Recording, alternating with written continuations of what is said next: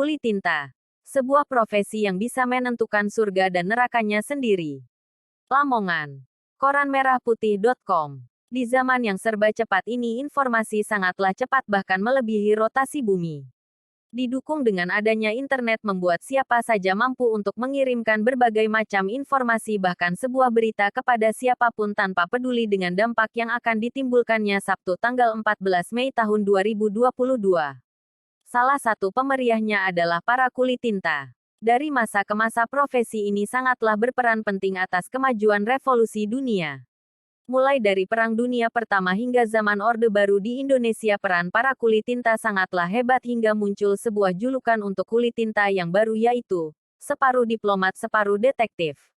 Namun di masa sekarang, pekerjaan mulia itu banyak ternodai oleh oknum-oknum kulit tinta yang melupakan kode etik jurnalistiknya demi setumpuk rupiah. Padahal di dalam deretan kode etik jurnalistik dijelaskan bahwa seorang kulit tinta harus mempunyai itikat baik.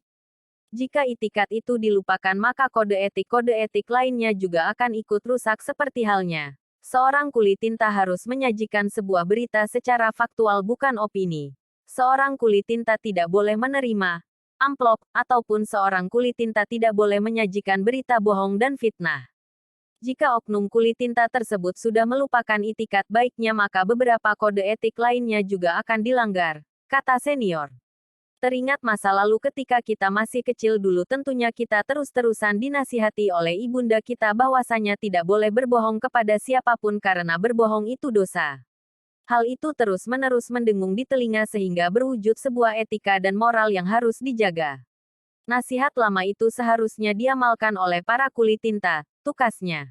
Jika seorang kulit tinta membuat sebuah berita tentang suatu kebohongan, maka bayangkan saja miliaran juta orang di negeri ini memproduksi dosa untuk kulit tinta yang membuat berita tentang kebohongan tersebut. Padahal ketika kita berbuat dosa kepada satu orang saja maka kita harus benar-benar meminta maaf supaya orang yang kita sakiti memaafkan. Lantas bagaimana dengan miliaran juta orang yang telah kita bohongi? Bagaimana cara kita meminta maaf kepada mereka? Terlebih lagi jika kita melihat dampak yang akan ditimbulkannya. Tentunya akan sangat merugikan banyak pihak, tandasnya. Namun di sisi lain apabila seorang kulit tinta mau beritikat baik dengan cara mengamalkan kode etik jurnalistik yang sudah disepakati bersama maka berapa miliar pahala yang akan ia terima. Sungguh tidak terhitung jumlahnya. Sambungannya.